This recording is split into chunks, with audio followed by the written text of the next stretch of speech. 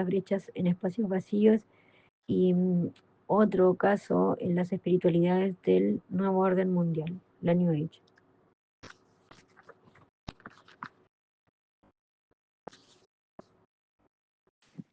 Chacaruna, Notas de Psicoanálisis y Chamanismo, Andrés Yáñez, página 40. El recientemente fallecido Papa Emérito Joseph Ratzinger dijo: la fe cristiana puede estar presente en la gran cultura india con sus ricas tradiciones religiosas y filosóficas.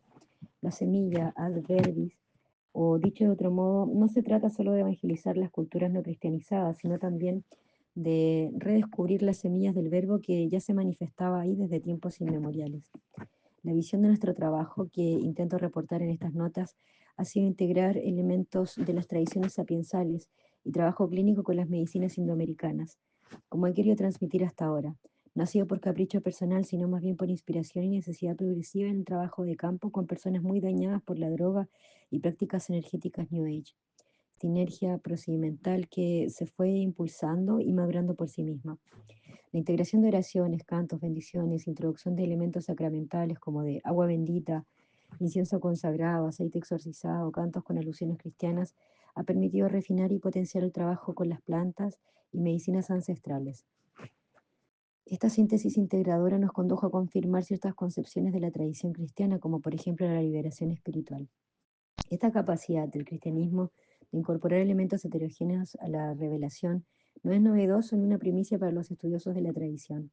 Por ejemplo, la iglesia siria, ubicada en Irak, es una de las más antiguas que está relacionada con el paganismo mesopotámico, que refleja cómo en la antigüedad el cristianismo era capaz de integrarse a ciertas culturas e invertirlas de un mensaje revelado, asumiendo su mensaje pasado.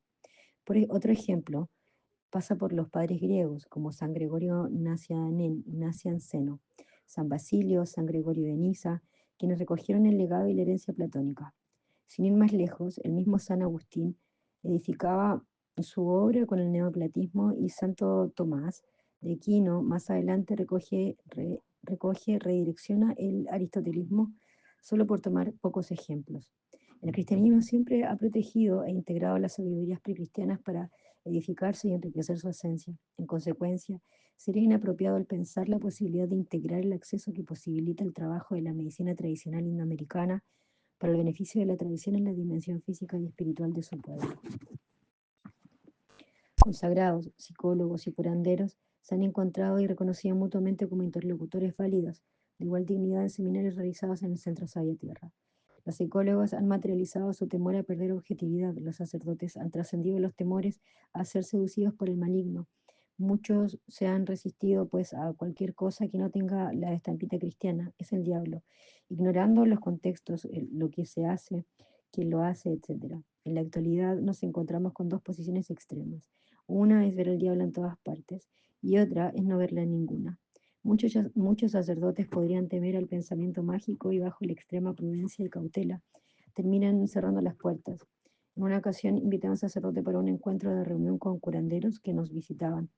El sacerdote se presentó con una postura un poco defensiva, con los brazos cruzados, se sentó en la mesa diciendo: a ver, ¿qué tienen que decirnos estas personas?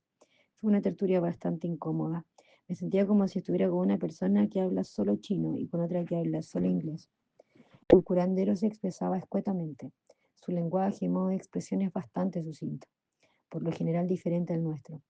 Sus modos son analógicos, sus enseñanzas pasan más por el cuerpo, por una transmisión implícita dirigida más al cerebro derecho a cerebro derecho. Sus enseñanzas operan más en la experimentación. No es su característica principal el lenguaje hablado, más bien cuentan vivencias, experiencias, anécdotas. El sacerdote le consultó sobre su modo de intervenir y cuáles eran las creencias en planos espirituales. El curandero le invitó a participar en una sesión que haría el otro día para mostrarle. Por supuesto, ahí quedó todo. Fue debut y despedida. Quise decir que si los miembros de la iglesia no dan el paso a explorar, no van a entender la espiritualidad ancestral y solo se quedarán con una mirada parcial y en muchos casos prejuiciosa de ella.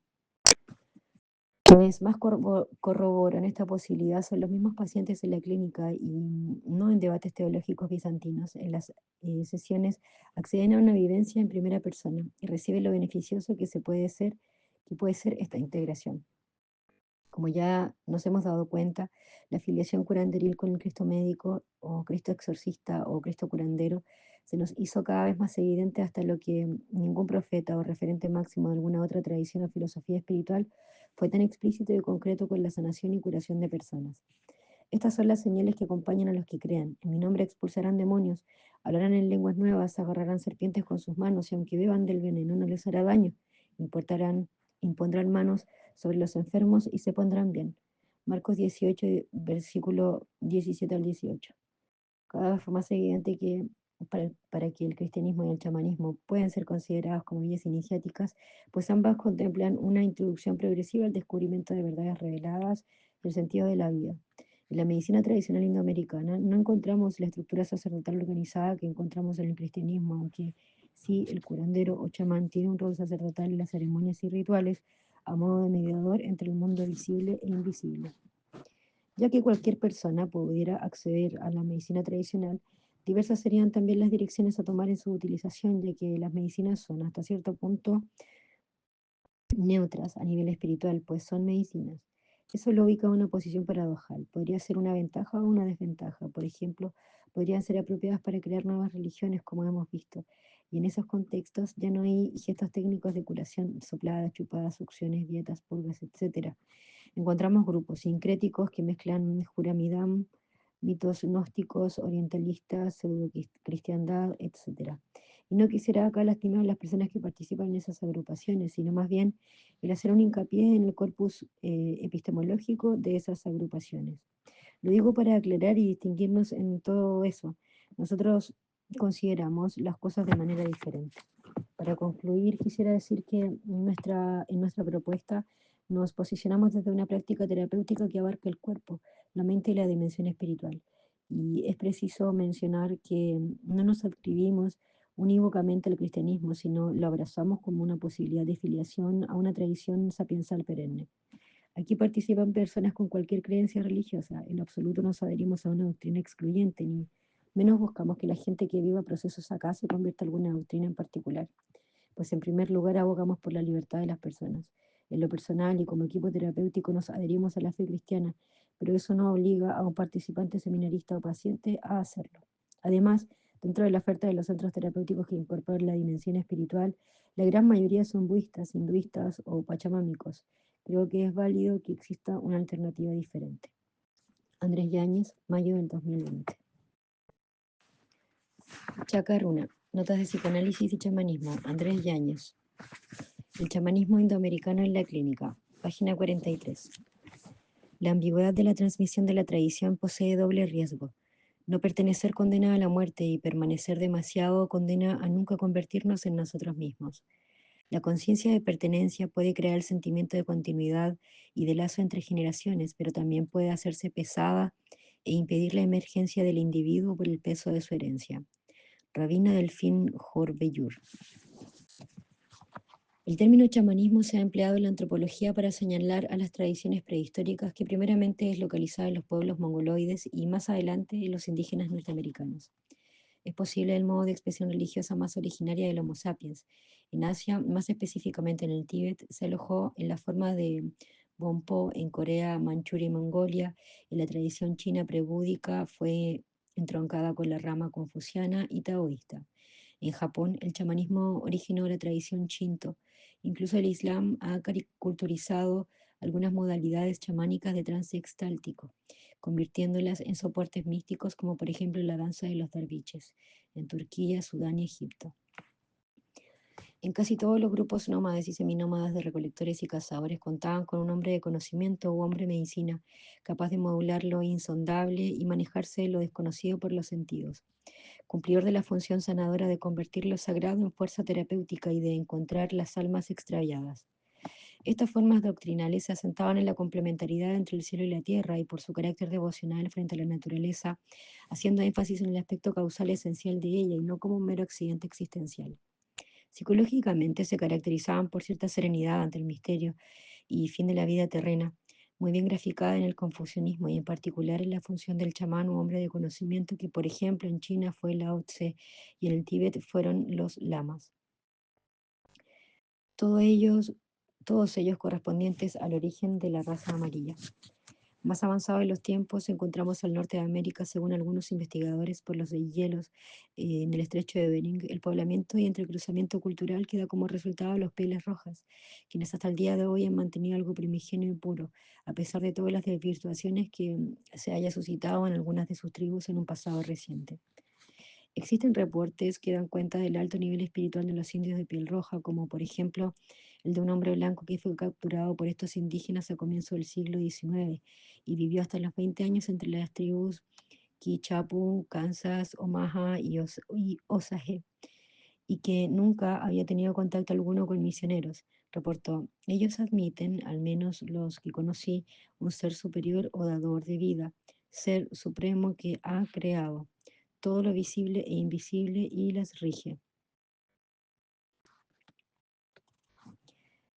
Sobre los mundos antiguos, Fridtjof Schwann. El mismo autor da cuenta, da cuenta en sus investigaciones que para los pieles rojas el gran espíritu o Wakan Tanka, que es la denominación que le dan al Ser Supremo, creó todo el territorio y a la primera mujer y hombre piel roja. Incluso esta primera mujer, denominada mujer búfalo blanco, es quien les enseñó a fumar la pipa sagrada y les dejó los consejos a seguir para observar las leyes de la naturaleza. También les indicó cómo cazar, cómo cultivar el maíz, cómo rezar, cómo vivir. Esa misma investigación sugiere que a causa de nuestra desobediencia moderna, el gran espíritu se alejó y desde entonces todas nuestras desdichas dicen que, todas nuestras desdichas dicen que los nativos que el gran espíritu es infinitamente bueno y no es el causante directo de nuestros males y que a pesar de nuestras ingratitudes como hijos, nos sigue dando sus bendiciones sobre la madre tierra. Fridtjof Schwann, quien fuera adoptado en el año 1959 por la tribu de los Sioux y de quienes recibió su nombre como hombre medicina alce negro, constató que los indígenas americanos eran realmente fieles y sinceros a sus devociones e imploran impecablemente por sus vidas, por su salud, por las cosas que necesitan, y dan siempre gracias por lo que han recibido como herencia, como memoria y entendimiento. En sus investigaciones ofrece testimonios tremendamente valiosos, como por ejemplo en la cultura chippewa, quienes dirigían sus sacrificios, cantos y rezos a Quiché Manito, o Gran Espíritu, conmoviéndose por la extrema sumisión y reverencia actitudinal al momento de pedirle. Uno de los ancianos de la tribu se refería a él diciendo, él ha puesto a todas las cosas sobre la tierra y cuida de todo. Otro anciano sabedor de la tribu, Vermilion, comentaba muy seguro de que los indios de la nación ya conocían a Dios mucho antes de que llegaran los blancos, pero no les pedían cosas particulares como lo hacen desde que llegaron los cristianos. Los favores, inspiraciones y protecciones se los pedían a los espíritus específicos del Gran Espíritu, que el Gran Espíritu dispuso sobre cada cosa. Por ejemplo, los espíritus guardianes de los cerros, el agua, del fuego, del aire, de las plantas que habitaban en la naturaleza. Podríamos decir que es un monoteísmo primigenio, no idéntico al semítico, y que más específicamente sería un panmonoteísmo, del cual su degeneración actual derivó en un politeísmo ateo. Sin embargo, hasta hoy encontramos huellas de tal herencia. Por ejemplo, acá en Chile, los fueguinos o fueguidos eran una raza de indígenas ubicada en la Tierra del Fuego, que incluyen a los yaganes, que residían al sur de la isla, a los kawashkar o a los calufes, que vivían en la zona occidental, quienes creen en un solo Dios que vive más allá de las estrellas y además es incorpóreo y no duerme. Ellos piensan que las estrellas son los múltiples ojos que siempre han estado y nunca dejarán de estar. Además es quien ha creado el mundo, a los humanos y además les dejó reglas para actuar. Volviendo a los pieles rojas y sus ideas sobre el gran espíritu, se corresponden a un trascendentalismo emanado en un continuum entre la esencia y la sustancia. Vale decir, el énfasis en la sustancia es porque se da por sentado que proviene directamente de una esencia y jamás se separan. Dicho de otro modo, la esencia invisible rige toda sustancia visible en cada momento, incluyendo todos los elementos y al hombre. Esta esencia se coagula y personifica en los efectos visibles de cada movimiento o acontecimiento, también en relación al mundo anímico. Solo para precisar, considero que el teísmo de los pieles rojas no es un simple pluralismo panteísta pagano, aunque tampoco del todo coincide con el monoteísmo abrahámico, pues carece de escrituras sagradas, sino que grafica una auténtica teosofía transmitida oral y simbólicamente, quizá por su parentesco a las concepciones védicas y orientales. La cosmología indoamericana concibe al ser humano como una especie de tránsito o más bien un proceso de transformación. Ellos consideran que en los confines de los tiempos, por sobre el cielo visible, vivieron en un principio unos seres semidivinos que el hombre terrenal debe volver a mirar. En ese mundo celestial había solo paz, pero hubo un momento en el que algunos de aquellos seres sembraron la discordia y entonces ocurrió un cambio. Fueron exiliados a la tierra y se convirtieron en los antepasados de todas las criaturas terrenales. Luego de este breve paseo por orígenes del chamanismo, llegamos a nuestros últimos abuelos custodios de conocimientos milenarios, los sabedores andinos y amazónicos del sur de América, en quienes nos concentraremos un poco más para dilucidar sus comprensiones y aplicaciones medicinales. Me he inspirado en la tarea que sostienen algunos investigadores de que América aún no ha sido descubierta por completo o plenamente hasta que no se conozca su espíritu. Los siguientes comentarios son fruto de muchos años de trabajo y estudio que, junto a mis interpretaciones, intentan humildemente dar cuenta de mínimos aspectos del enorme conocimiento de la sabiduría antigua. Plasmar testimonios de muchos grandes sabedores que han desaparecido, algunos sin sucesores ni huellas, vastos conocimientos que los curanderos mirarían con su suspicacia al tratar de traducirlos a letras y palabras, pues consideraban que no era solo el modo más apto para abarcar los contenidos de las visiones y entendimientos universales. Incluso muchos sabedores distinguen a las personas que saben por inspiraciones y revelaciones dadas en largas y tortuosas rutas de iniciación, con las personas que saben por libros. Por eso es más frecuente escuchar de ellos: lo hemos visto, lo hemos soñado, o lo hemos aprendido, o lo hemos leído. También es muy usual que se refieran en términos de contienda, lucha, combate o pelea. Quizás estos términos grafican la base ontológica de su mito fundador, el ojo por ojo. Me excuso desde ya ante ellos por el osado riesgo de escribir estas palabras con el riesgo de distorsionar en las formas y fondos sus informaciones y expresiones de sabiduría. Asumo esta tarea con el fin de que otros occidentales puedan comprender algo de su contundente legado de tradición oral, siendo consciente de todas las limitaciones correspondientes. En lo personal, he podido compartir muchos años de mi vida con curanderos y personas medicina de toda América. No fue fácil al comienzo asimilar cómo tradiciones milenarias lograron una síntesis armoniosa con la tradición occidental luego del trauma de la conquista, donde quizá la sabiduría concentrada en la sustancia de ambas tradiciones pudo poco a poco destilar una nueva síntesis de este mestizaje. Es probable que el catolicismo colonial y la espiritualidad indoamericana de ese entonces logró una sinergia, pues lo que prevalecía era el encuentro entre dos perspectivas religiosas, a pesar de sus diferencias y peculiaridades.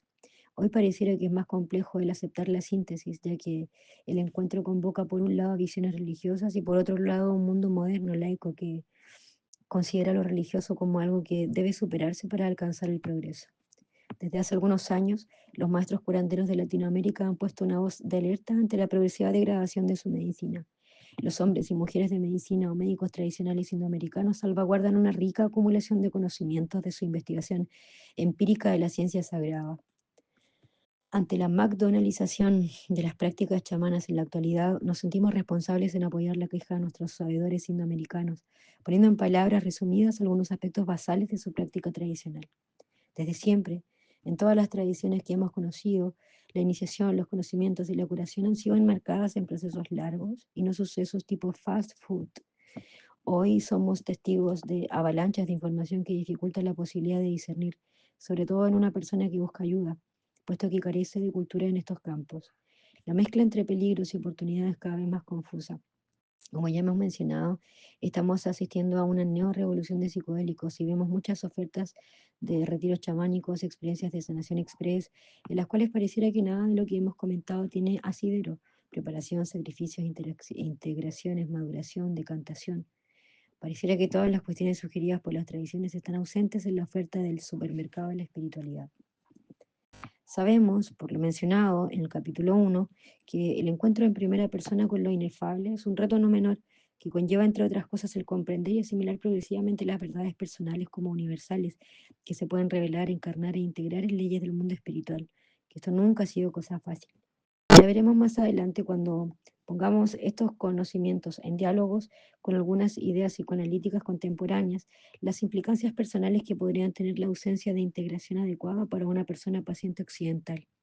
Para anticiparme un poco, quisiera mencionar el concepto de transicionalidad, que fue una propuesta acuñada por el psicoanalista británico Donald Winnicott, en la que hace referencia a la etapa entre que el bebé transita de la dependencia absoluta a sus cuidadores, indiferenciación con la madre, hasta la independencia del yo. 3 fases: fase de no integración, transicionalidad y fase de integración. La famosa idea de que no se puede apurar al niño que juegue, así como tampoco se le puede pedir al árbol que dé frutos prematuramente, aunque con transgénicos sí se podría, es precisamente porque el proceso de integración psíquica en momentos constitutivos es una etapa paulatina que requiere de un ambiente facilitador que vaya adaptando y sintonizando a medida de las necesidades evolutivas del infante. Justamente esto es lo que queremos proponer en el neochamanismo o psiconáutica actual. El mismo Freud advertía sobre el furor curandis, que tiene relación con el grave error que cometen algunos terapeutas neófitos de querer curar rápido a sus pacientes, cuestión que por lo general termina siendo iatrogénica en la mayoría de los casos. El encuentro con el mundo debe ser un proceso paulatino, progresivo y acompañado por un ambiente facilitador, cuidadores. El encuentro del niño con el mundo antes de que éste sea capaz de crearlo puede devenir en trauma. Del mismo modo, en el encuentro en primera persona con lo inefable, es un proceso que requiere tiempo para comprender y metabolizar progresiva y encarnadamente las leyes de la naturaleza y del mundo espiritual.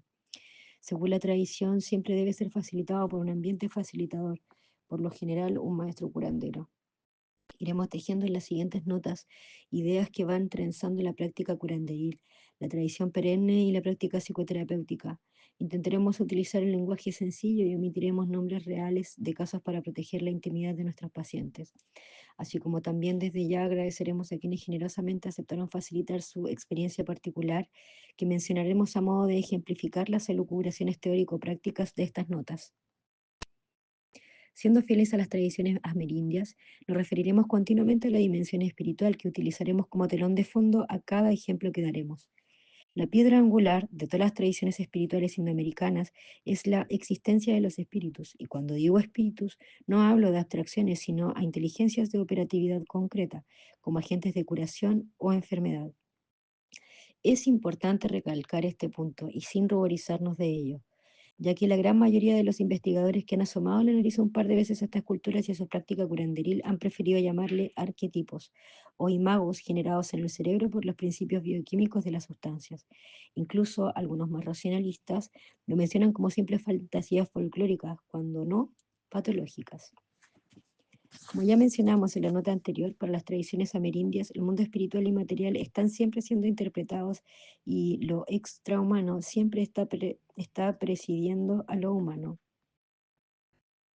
Existen entonces entidades o criaturas supra e infrahumanas que actúan como benefactores o destructores, y es el curandero, es en el caso de la curación, quien interactúa con ellas, actuando como mediador entre estas criaturas y los participantes o miembros de la comunidad.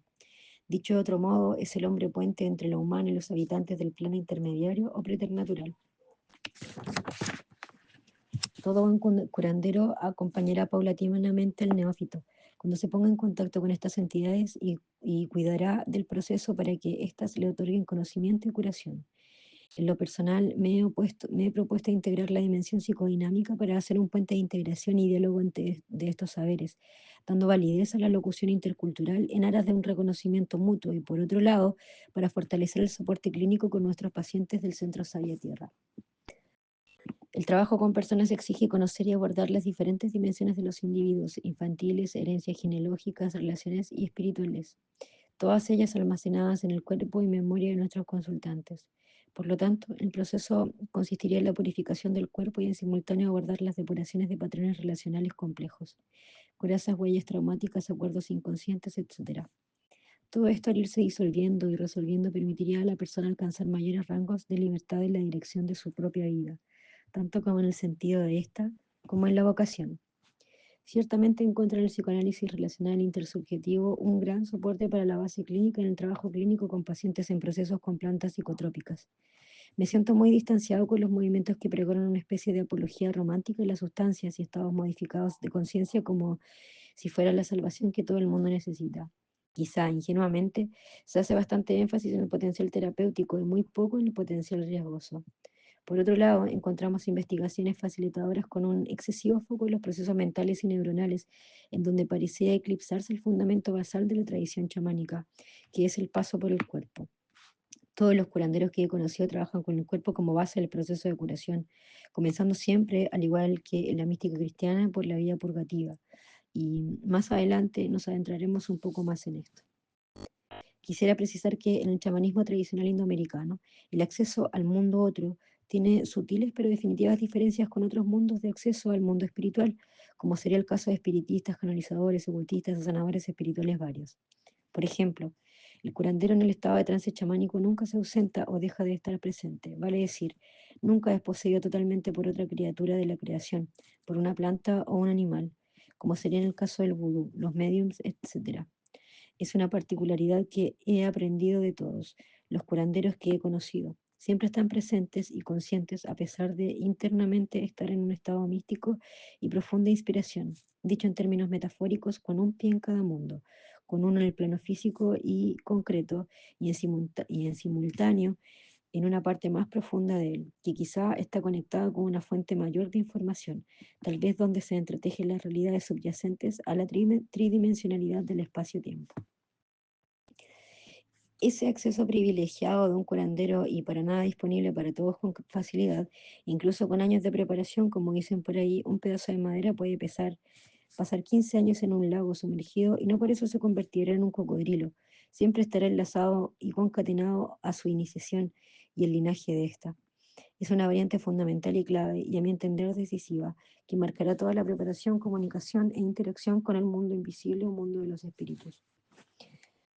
Como vimos anteriormente, la llamada puede ser repentina, abrupta, un rayo, una enfermedad, una crisis aguda, y esta llamada providencial emerge de dimensiones que rigen aspectos insondables para la mente común de un occidental. Por tanto, el apoyo de la comunidad será clave en estos procesos y serán decisivos para asimilar lo que se podría denominar crisis psicoespiritual, que un poco más adelante comentaremos un breve capítulo sobre lo que encontramos en la literatura en relación a estas situaciones. Retomando la idea sobre la llamada, podemos reflexionar sobre los no menores inconvenientes que vivencia la persona en cuestión si la rechaza. Comentan muchos abuelos sabedores de las tradiciones que al negarse a la voluntad divina puede ser peligrosa. Incluso la persona podría sufrir grandes consecuencias, incluso mayores a las que tendría si la aceptara. Es como si el padre se enojara cuando le da una indicación valiosa a su hijo y éste no obedece. Es un consenso en todos los curanderos que he escuchado que no queda otra que asumir el largo proceso de preparación y más vale disponerse con buena actitud para transitar este camino. Algunos que culminan la fase de preparación se les reconoce en general por desenvolverse con una genuina humildad y sencillez, posiblemente porque han conocido de primera mano la grandeza de las fuerzas que rigen el universo y frente a eso somos muy pequeñitos. Es quizá a eso lo que hoy se refiere en la liberación del ego, pero no es difícil percatarse porque luego de la superación de esta etapa se les observa actuar con mayor eficacia, precisión, sin orgullo ni vanagloria. Podríamos sugerir entre líneas que la enfermedad y la crisis traumática que vive un chamán es válida en el sentido que encubre una llamada proveniente de la naturaleza profunda de la vida como la vida iniciática. La experiencia que parece rompernos, trauma, simultáneamente pareciera abrirnos a otra dimensión de la experiencia que nos inclinamos a etiquetar como conmovedora o espiritual. William James. También podemos reflexionar que los objetivos de la curación chamánica pueden ser mirados con fines similares a la medicina alopática. Por ejemplo, la enfermedad es causada por el resultado de una intrusión de células malignas en el cuerpo del paciente. Analogando lo que diría un curandero, la enfermedad es causada por la intrusión de espíritus malignos en el paciente. Y subyacentemente es también el comienzo del parto del yo espiritual. Más adelante veremos más convergencias entre la curación psicológica y la curación chamánica, lo que hoy podríamos llamar crisis híbridas, donde encontramos conflictos de índole psicológicos amalgamados con conflictos de índole espiritual. Uno de los objetivos de publicar estas notas es justamente abogar por la necesidad de espacios que den un soporte digno a las crisis psicoespirituales, que se les reconozca como tales y se les ofrezca un trato y acompañamiento comprensivo y no reduccionista, más bien sensato y respetuoso. Así evitaríamos que muchas personas que experimentan estas vivencias tengan como única opción los tratamientos supresivos y farmacológicos hegemónicos. Por otro lado, al poner la pelota en el centro de la cancha, queremos dar comienzo a un partido que no se ha jugado aún, ya que en general solo encontramos críticas al trabajo curanderil o religioso. con grandes apariciones mediáticas de embusteros y charlatanes, excluyendo todo sin distinguir ni proponer un contraste que permita adentrarse en la riqueza profunda de estos saberes, para hacer un discernimiento adulto y sopesado. Por otro lado, encontramos a personas que reniegan de la psiquiatría y las ciencias médicas y excluyen toda posibilidad de encontrar ahí cosas buenas o rescatables. Y eso también es una exageración. Para no extenderme demasiado en estos argumentos, quisiera dejar algunos puntos elementales para quienes quieran adentrar de manera apropiada en las medicinas tradicionales indoamericanas en dispositivos psicoterapéuticos contemporáneos.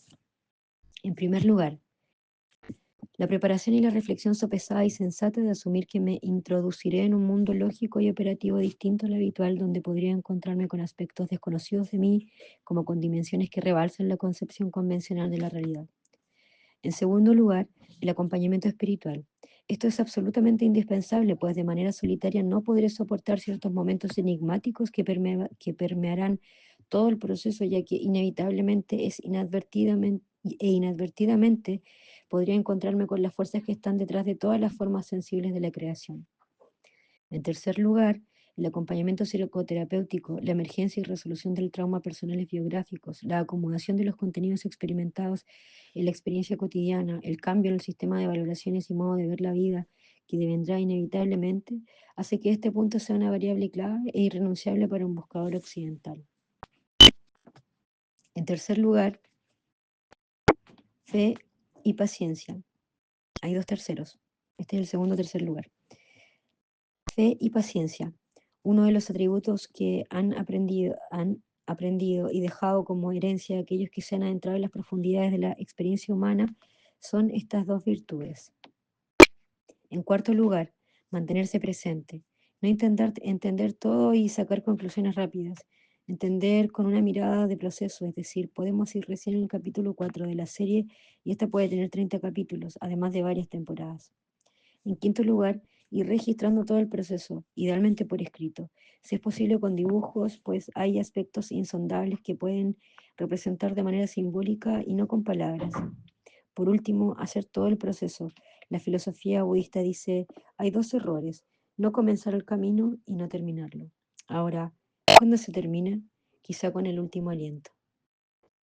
Quisiera enfatizar en el punto de la compañía constante de personas capacitadas y experimentadas, puesto que las vivencias psicoespirituales que se viven en un proceso con medicinas tradicionales abren puertas, como hemos dicho, no solo en lo divino o supramundo, sino también en el inframundo. Nos recomiendo el promover, así como así, la mentalidad gringa, que pregona el pruébalo todo, o solo necesitas la lectura de un par de libros, un incienso, velas, música y un verger cómodo. Una cosa es ver documentales sobre aviación y otra es que me autoconsagre como aviador y crea que pueda volar. La ausencia de un marco de contención hace que muchos jóvenes envalentonados pero ingenuos abran puertas sin saber con qué se encontrarán y terminen sin saber en una ruleta rusa que, como ya sabemos, ha terminado en accidentes fatales. Es quizá el motivo de fracaso de muchos buscadores que, tras la sombra del progresismo materialista, han puesto el foco en la sustancia sin esencia y han ido encontrando todo el legado que han dejado como herencia cultural las tradiciones mencionadas, ignorando el valor del esfuerzo, la paciencia, la humildad, formando una espiritualidad hidropónica, es decir, hidratada de mucha emocionalidad, agua y nada de raíz, tierra. Como hemos podido constatar en los últimos años, una gran cantidad de jóvenes psiconautas que llegan pidiendo pistas de aterrizaje en Sabia Tierra y nos hemos terminado convirtiendo más en un centro de incendios que en un centro terapéutico. Sugiero entonces no dejarse fascinar por los divulgadores psiconáuticos que hipnotizan con sus explicaciones farmacológicas sobre la acción química y mental que interactúa en una experiencia de estados modificados de conciencia. Claramente la investigación científica es un aporte, pero una cosa es la descripción de los ingredientes y otra cosa muy distinta es la preparación del plato. Creo que deberíamos aceptar una propuesta distinta, a lo menos como hipótesis, aunque incomoda a algunos adeptos de la religión progresista y consumista de la posmodernidad que solo les interesa el psicologismo reduccionista y niega la dimensión transmaterial y espiritual de la sabiduría milenaria. No es posible ser original más que sobre la base de la tradición. D. W. Winnicott. Tampoco quisiera pecar de ingenuo y promover el mito del buen salvaje, proponiendo que todo lo tradicional y chamánico es bueno y que la ciencia es mala. No, todo investigador que ha ido un poco más allá de la premisa antropológica de observar, participante, de observador participante, ha comprendido de primera fuente que en las tradiciones indoamericanas existe el arte del atrapamiento y el encantamiento, como la brujería o hechicería. Bien saben muchos psicólogos que trabajan integrando experiencias de occidentales que visitan la selva, que muchos de estos pacientes reportan que no pueden vivir o sentirse bien si no están cerca de determinado brujo. Los males, brujería, los virotes son muy comentados entre los pasillos del mundillo chamánico. Todos lo saben, pero nadie escribe sobre ello. Pareciera que no es agradable ni vendible. El lanzamiento de virotes, por decir un ejemplo, es una especie de arma energética que un brujo lanza en un ritual con un designio sobre alguien con el fin de causarle daño, enfermedad e incluso muerte. Para estos efectos el curandero a dieta, se limpia, purga y lleva una vida congruente que, dicho sea de paso, es la mejor defensa. Es por eso quizá que el curandero no es como la caricatura del maestro espiritual New Age, que emana amor y bondad por los poros. Por el contrario, en los auténticos curanderos encontramos mucha bondad y humildad, pero también cierta dureza de carácter y rigidez, quizá como disposiciones propias de su oficio. Por otro lado, ante la avalancha comercial de la modernidad, por más esfuerzos que hagamos de promover las buenas prácticas, siempre habrá impostores, y no solo en el chamanismo, sino en todos los campos, en la medicina, política, religiones, en las terapias. No es un fenómeno propio del curanderismo, sino propio del género humano. Una cuestión sobre la que me gustaría reflexionar es sobre el épico episodio de intercambio entre la curandera mexicana María Sabina y el químico Albert Hoffman, quien fue el estandarte de la revolución psicodélica del siglo pasado, por ser el primero en describir a la estructura química de la quitina, pero por sobre todo, por haber sido el primero en ingerir y sintetizar LSD mientras estudiaba los efectos generados por el cornezuelo de centeno. El mítico encuentro entre ambos personajes fue a fines de los años 50, en el que Hoffman recibió de la savia de los hongos Teonanacatl a los niños santos, como les decía ella, agrupados dentro de la categoría de psilocibes. El prestigioso científico suizo pudo aislar en el laboratorio uno de sus componentes llamado psilocibina, ingrediente responsable del efecto psicoactivo, transformándolo en pastillas sintéticas para luego regresar a México y compartirlas con la curandera. Según datos reportados por Erlinda, una traductora de la localidad en el año 1962, Hoffman, su esposa y Wasson visitaron a la sabia curandera para explicarle y mostrarle que habían aislado el espíritu de los hongos y que ahora estaba disponible en estas pequeñas pastillas. Dicen los testigos que ella se mostró como siempre muy accesible y bastante dispuesta. Al llegar la noche se congregaron en casa de Erlinda, María Sabina con Apolonia y Aurora, sus dos hijas, una sobrina y don Aurelio, otro curandero local. La reunión giró en un ambiente bastante ameno, de hecho se compartió cacao como preludio de la ceremonia y como siempre por seguridad cerraron la puerta con una cama a modo de tranca, para solo dejar disponible el patio trasero que custodiaba impecablemente la oscuridad. A medianoche comenzó el ritual, según registró la intérprete. María Sabina tomó 4 pastillas, de las cuales cada una contenía 5 miligramos de psilocibina. También repartieron pares de pastillas a todos los participantes y solo don Aurelio y Apolonio tomaron la misma dosis que Sabina. Gordon Wasson tomó 2, la otra hija de la curandera también tomó 2 y la esposa de Hoffman ingirió solo una. Como era la tradición, una vez distribuida la medicina, se apagaron las velas y se esperaron los efectos en la oscuridad, con alguno que otro canto y oración de los curanderos. Luego de 35 minutos aproximadamente, María Sabina les comentó algo inquieta a su hija y a don Aurelio. Erlinda tuvo que atender lo que ocurría, para luego traducirles a los científicos la queja de la curandera. Según ella, reportaba que estas pastillas carecían del espíritu de los hongos. Wasson discutió el asunto con Hoffman, que estaba a su lado, y trataron de transmitirle a la traductora que el medicamento tardaría un poco más que el hongo fresco en disolverse y absorberse en el estómago, pues en el caso de los hongos, ya en la masticación se comienzan a absorber los principios activos a través de las mucosas de las membranas digestivas. Al complicarse en el cómo transmitir ese contexto, la explicación de lo ocurrido, decidieron repartir más pastillas, dándole otro par más a todos los curanderos, que al final terminaban ingiriendo 30 miligramos de psilocibina. Al pasar otro cuarto de hora ya comenzó a darse la sesión con efectos. El mapeo y carreras del mundo invisible era conocido por los curanderos, sobre todo si la sustancia era familiar para sus cuerpos. Por otro lado, Hoffman reportó que se sintió sensible durante la sesión, pero sin efectos visionarios. Gordon Wasson dijo percibir un extraño ambiente místico y la esposa de Hoffman dijo haber percibido visiones de patrones geométricos y líneas extrañas muy diferentes. En la mañana los científicos preguntaban a la curandera si era el mismo poder de estas pastillas al de los hongos, a lo que ella responde positivamente diciendo que era igual, que no había diferencia. Este punto en particular se considera como el epicentro que consagró todo el futuro de la psiconáutica. Se entendió como una especie de bendición o autorización por parte de esta autoridad chamánica a los investigadores psicodélicos que para luego exaltará en casi todas las publicaciones este evento como una evidencia plausible para despojar todo el contexto cultural y religioso de los sabedores tradicionales.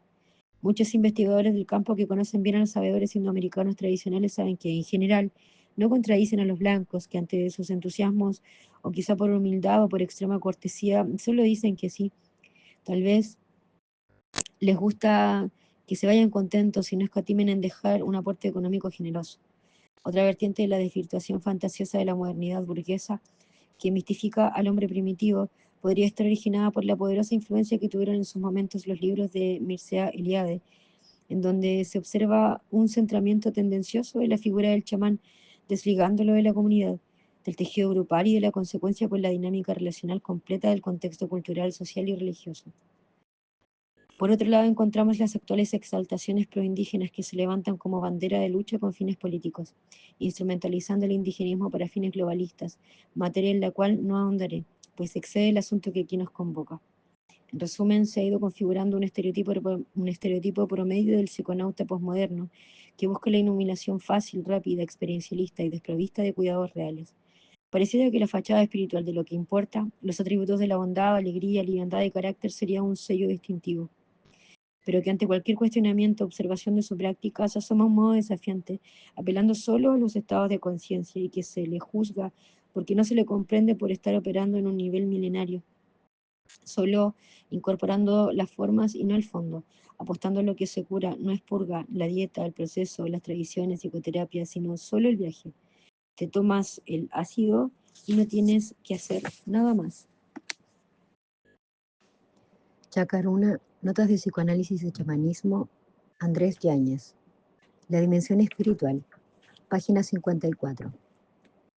En estos ambientes se mueven muchas personas en búsquedas confusas con apariencia de claridad espiritual. El psicólogo norteamericano John Belburt, a mediados de los años 80, acuñó el concepto de bypass espiritual para graficar a un modo particular de lidiar con problemáticas existenciales mediante la intromisión a prácticas espirituales, con el fin solapado de evitar la confrontación con vicisitudes psicodinámicas irresueltas. Quizá genuinamente se pensaría que de este modo se podían sortear y mejorar sentimientos, sensaciones desagradables, desapegándose de todo lo que hace daño. Este camino posibilita el gestionar emociones y disociaciones, asentándose en una actitud positiva frente a la vida, minimizando las aflicciones personales y relacionales en pos de un crecimiento espiritual. El inconveniente sería entonces la evitación de todo lo que implique un trabajo psicodinámico, lo que imposibilitaría la integración y asimilación de la propia vida. La búsqueda de alivio de los problemas psicológicos a través de soluciones espirituales no es posible ni siquiera con la inmersión en una tradición legítima, ni menos con la incursión en las prácticas New Age. Desconfío un poco de formas de espiritualidad que se plantean como ajenas a la psicoterapia, porque hay una tentación de decir, a mí me interesa el espíritu, pero no me interesan esas cosas que le pasaron a una de niño, no me interesan las vicisitudes de la vida familiar. Claudio Naranjo. Muchos de estos jóvenes se mueven en una búsqueda errática, sumergida en una ficción mágico-cósmica muy ornamentada, desarrollando en alguno de ellos un instinto de poder que llega a ser dañino. Como hace poco mencionaba, muchos de ellos, luego de años de viajes interestelares, llegan al centro Sabia Tierra con un tedio depresivo y vacío insoportable que quizá hubiera sido evitado si no se hubieran saltado el paso purgativo y psicoterapéutico. Los colegas comentan en relación a que prácticamente nos hemos convertido en un centro de apaga incendios. Refiere también a que nos buscan justamente porque buscan ayuda profesional que los entienda y no los estigmatice clínicamente. Las caras con ojos desorbitados, manos temblorosas, los familiares desbordados en confusión, la incertidumbre, sin saber qué les ocurre a sus hijos, quienes se muestran incapaces de sentir continuidad y congruencia estable en sus vidas. Es por eso que las propuestas sustanciocéntricas deberían ser promovidas con menos proselitismo y más precaución. Estas verdaderas apologías que encontramos hoy por todas partes promueven la idea implícita de que la sustancia lo hace por mí, endiosando la responsabilidad de la sustancia y no a la persona. Esa predisposición positiva genera una inercia perversa que vacía de realidad a la persona y termina no haciéndose cargo de su cuerpo, de sus emociones, pensamiento y conciencia. Es por eso que una buena parte de estos pacientes se resisten a los procedimientos estrictos establecidos por protocolos utilizados en nuestra institución, o aceptando a regañadientes las reglas que heredamos de los curanderos, ya que no son compatibles con los escapismos de moda. Incluso hemos recibido psiconautas provistos de una impresionante arrogancia con aires de superioridad intelectual, casi exigiendo una experiencia, sin tanto trámite, ignorando por completo los exigentes requisitos que requiere la tecnología de lo sagrado. Herederos del progresismo, los psiconautas modernos responden a los modos culturales actuales, fagocitando todo en pos de las explicaciones cientificistas y reduccionistas, quedándose instalados en un mentalismo experiencial. Lo que importa es la avidez de acumular experiencias sin metabolización, difuminando de la hoja de ruta de milenios de sabiduría acumulada por la sabiduría tradicional. Ponemos sobre la mesa estas cuestiones y complejidades, pues auténticos conocedores son en general testigos silenciosos de estos fenómenos y nunca proclamarán argumentativamente estas cosas a nivel teórico como lo estoy intentando hacer ahora. Los conocimientos de las medicinas tradicionales indoamericanas se remontan hace más de 5.000 años y en rigor no necesitan ni han necesitado de la ciencia para validarse. A pesar de esas relaciones de mayor envergadura, se concertan más allá de las necesidades particulares y se articulan para enriquecer el conocimiento humano en aras del saber. Mirándolo así, por razones evolutivas, el integrar conocimientos de ciencias duras y ciencias sagradas pueden servir y enriquecer un auténtico progreso. En la medicina alópata occidental, el cuerpo es un cuerpo material fragmentado, no sensible a interacciones con la dimensión energética y espiritual. Por ejemplo, si siento algún malestar en la garganta, deberé buscar un otorrino. Si me duele el pecho, un cardiólogo. Si me duele el estómago, un gastroenterólogo. A lo más encontramos la psicosomática, que contempla la posibilidad interactiva entre la mente y el cuerpo, albergando algunas variantes psicodinámicas que podrían afectar el cuerpo. En la medicina tradicional indoamericana encontramos en general una propuesta psicosomatopsíquica, vale decir, el cómo las aflicciones del cuerpo podrían afectar la conciencia, ya que es en el cuerpo donde se almacenan la memoria de todo lo que hemos vivido, incluso antes de la concepción. En el cuerpo se almacena la memoria intrauterina, transgeneracional y también las memorias de linajes culturales y espirituales, y más aún toda la memoria filogenética de la humanidad y hasta el polvo de estrellas. Por lo tanto, la respuesta está ahí. El ir revisando estas memorias podrían permitirnos entender de dónde venimos y contactar profundamente con nuestros orígenes, aspecto fundamental y necesario para llegar a realizarnos. El recordar quién soy en un nivel profundo, la vasija espiritual, como decía Jung, es lo único realmente propio que tenemos entre el nacimiento y la muerte, y es una oportunidad única que nos da el cuerpo para reconectarnos con nuestro origen y así poder ir a la realización plena, al alfa y la omega. Todos los elementos de la naturaleza del mundo sensible, como ya hemos dicho, nos hablan por analogía de lo que es el mundo invisible. Y el cuerpo es parte de esta naturaleza. En consecuencia, nos da nociones de lo que es la divinidad. Como proponen los padres del desierto, el microcosmos nos habla del macrocosmos. Dicho de otro modo, el cuerpo es una oportunidad para la revelación. Entonces, el mundo creado da cuenta por analogía, señales o semiología, si se requiere, de su fundamento en el mundo invisible. Todos al tener cuerpo tenemos acceso a través de él a un mundo invisible. Hay un cuerpo animal y hay un cuerpo espiritual. Primera de Corintios capítulo 15, versículo 44. He ahí la necesidad de higiene, depuración, purificación que requiere el cuerpo para acceder a las verdades que se encuentran ahí. Cuando un curandero dice, mi cuerpo tiene frío, da cuenta que no se identifica del todo con su cuerpo físico, es decir, distingue la esencia de la sustancia.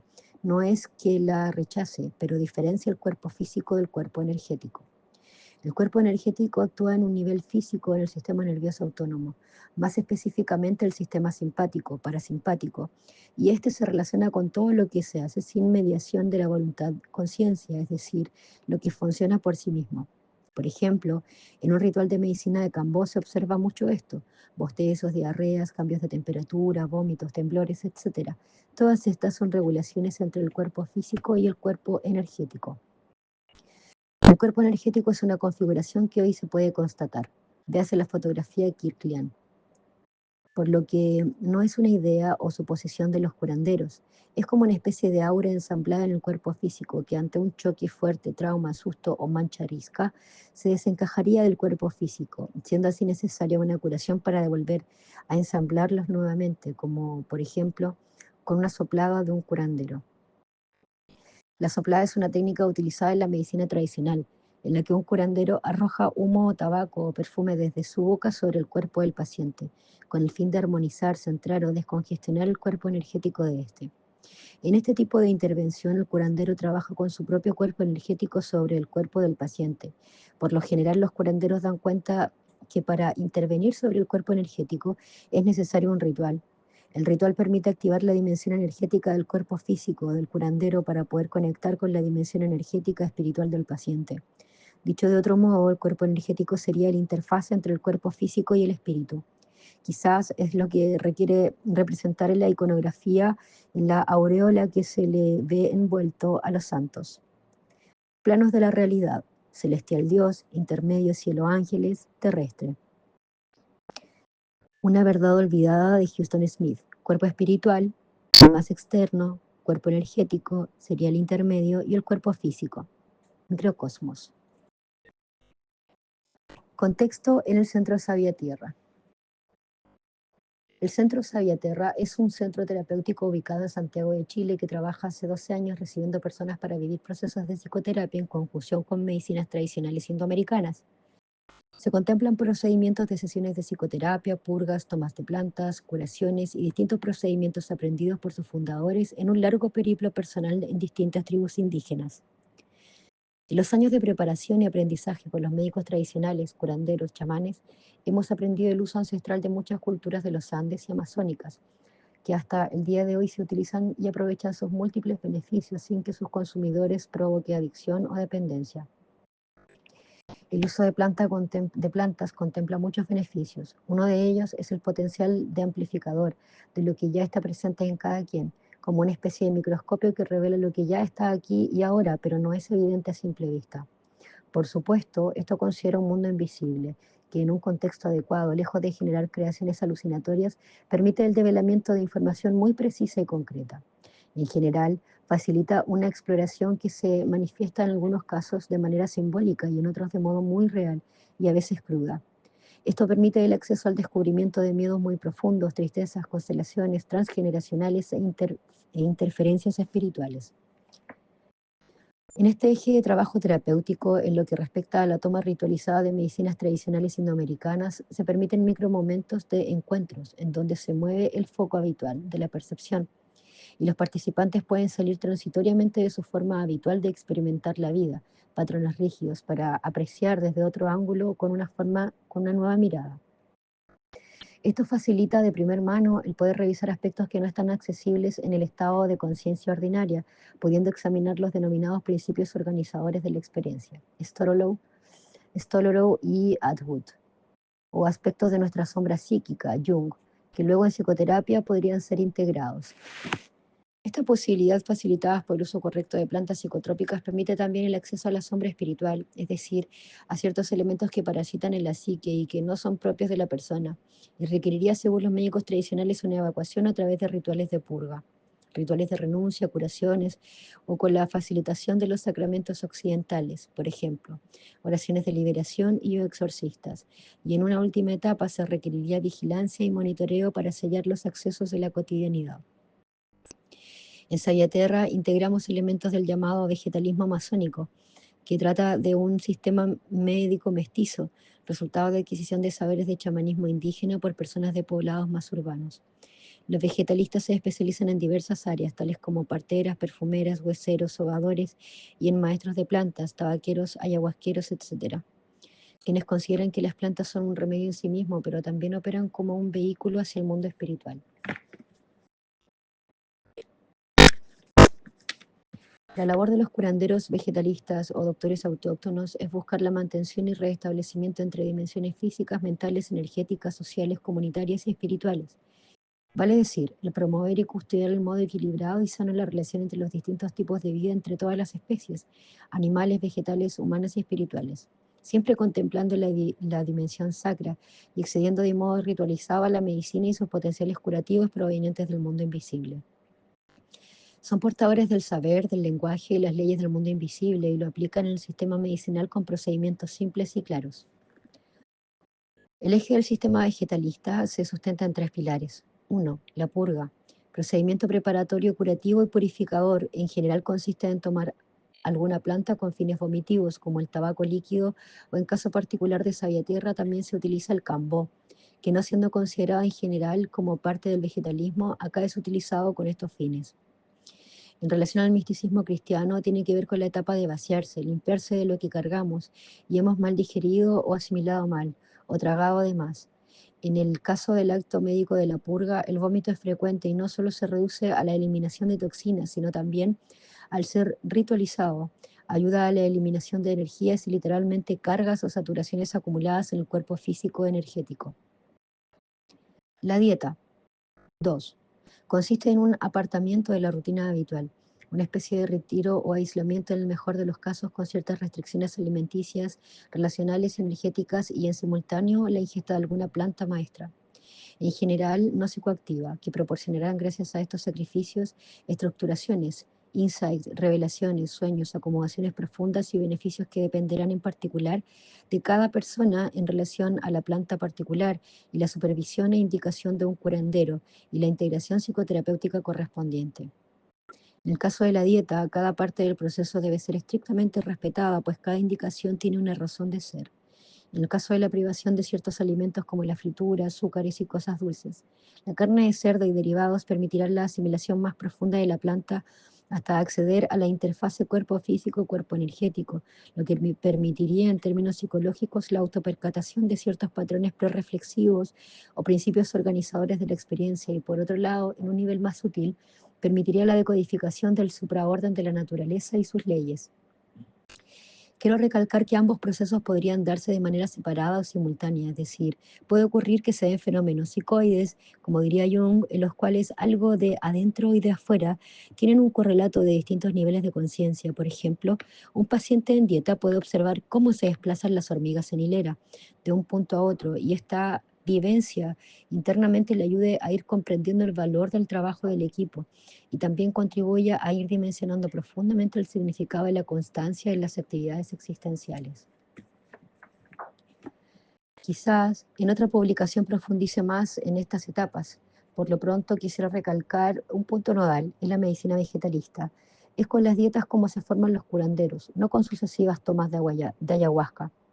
El sacrificio personal del curandero consistió en que tomó muchas plantas, árboles, raíces que le permitieron purgarse, moldearse en un nivel personal y espiritual, atravesando por complejas confrontaciones personales, debilidades humanas, miedos infantiles, miedos metafísicos, fantasías, situaciones emocionales irresueltas, etc.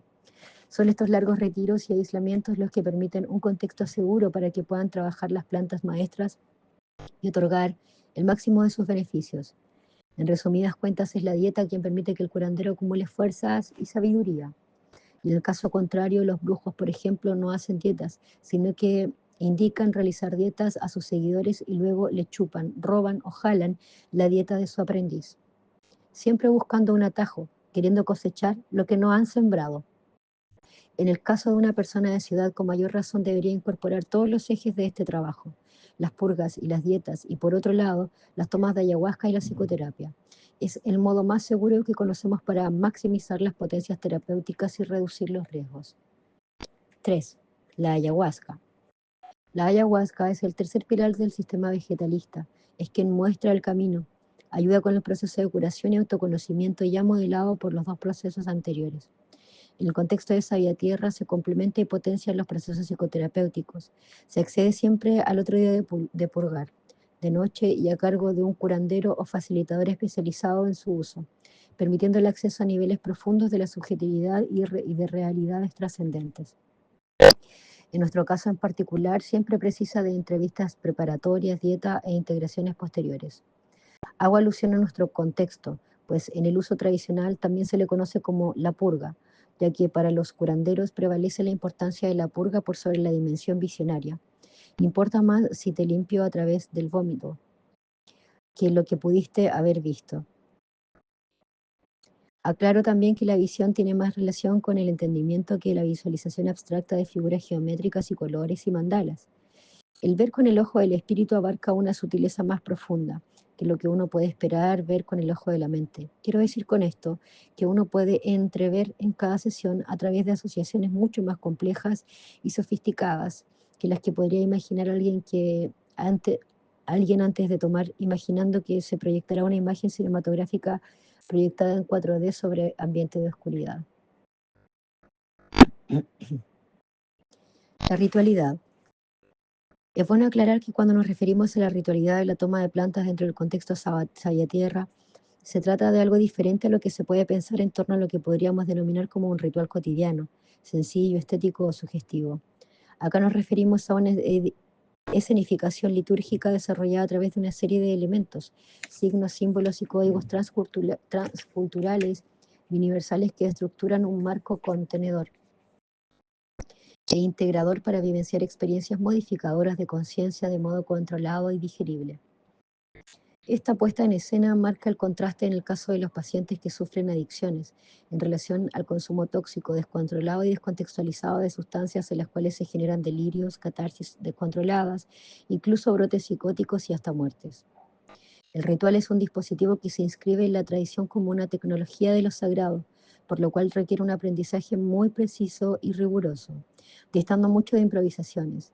El ritual propone un supraorden que contiene y canaliza el potencial desorden de cada experiencia particular, dirigiéndolo a través de pasos y etapas por escenarios de introspección, curación y redención. El ritual se consagra a través de una serie de acciones y procedimientos en el mundo concreto, material, y en un determinado tiempo cronológico que contempla un inicio y un fin, espacio en el cual se permitiría el acceso del mundo invisible, de lo invisible o espiritual, que es limitado e inmaterial. El ritual, determinado por formas claras y establecidas previamente, permite dentro de su transcurso la superposición entre realidades materiales visibles y realidades espirituales invisibles. Una especie de conjunción del Cronos y el Kairos, donde se ensamblan temporalmente ambos mundos, sirviendo para poner en perspectiva cuestiones fundamentales de la vida del participante en torno a su vida pasada y presente y futura, como también a los fundamentos atemporales de la dimensión trascendente expresados a través de los mitos y de las tradiciones.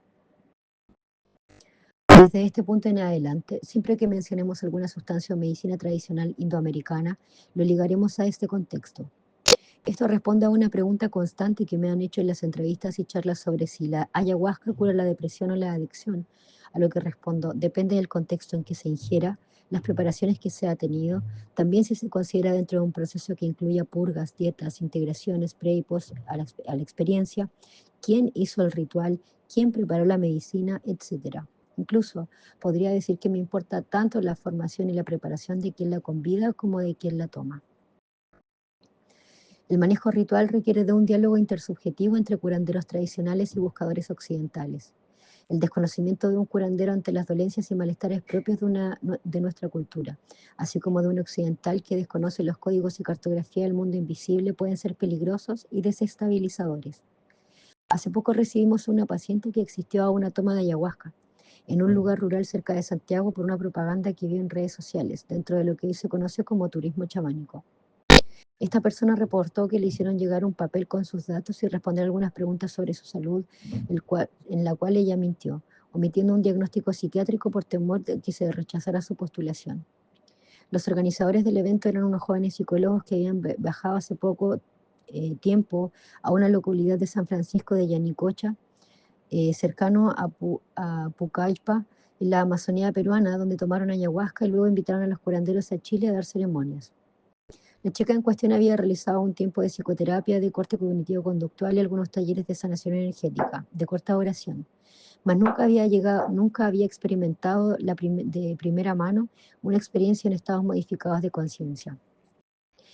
Entre algunas que me llamaron la atención fue con la facilidad que tuvo acceso a, a participar, ya que luego de llenar el formulario debe transferir el valor de la actividad, hacer una dieta liviana de alimentos y esperar el día de la ceremonia.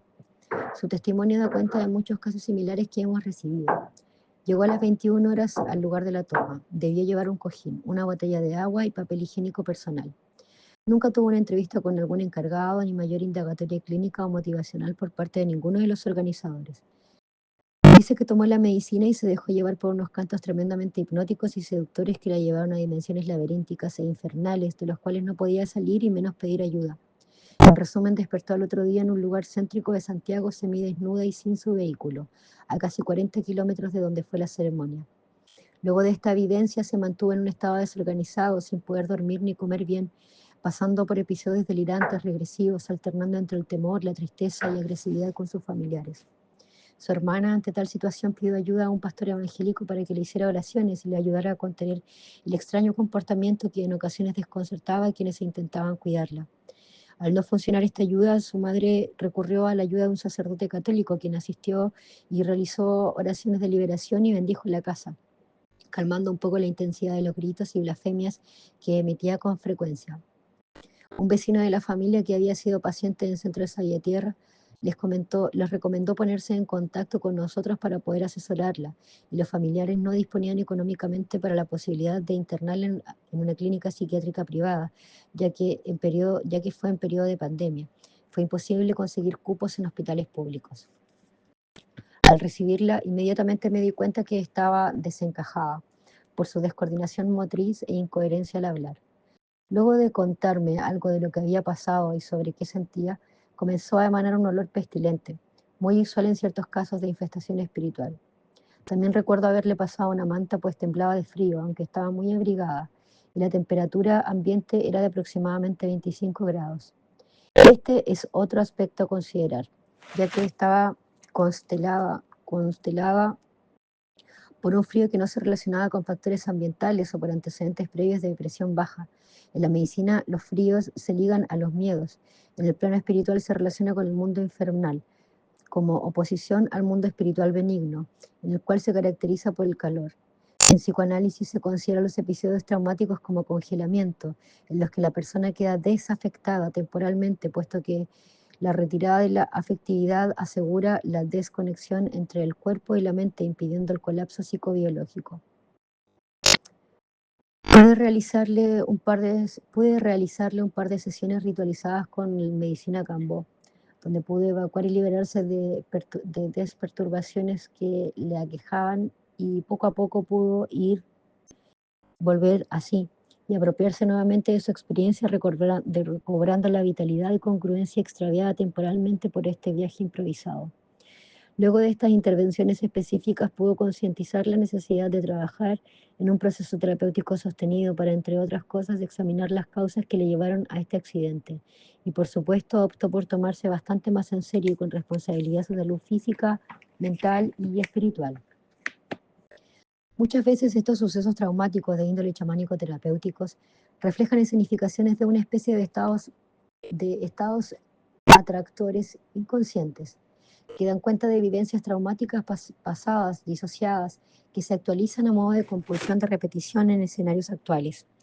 Pero desarrollaré mejor esta hipótesis en la siguiente nota. He querido transmitir la importantísima función de la acción curanderil en ciertas intervenciones como la recién mencionada. El curandero es conocedor en primera persona de las fuerzas míticas o espirituales que animan cada momento los aspectos del plano físico. Es capaz de entablar contacto con estas dimensiones con el fin de propiciar acuerdos, favores, calmar enojos, evacuar entidades parasitarias y o equilibrar lo desequilibrado.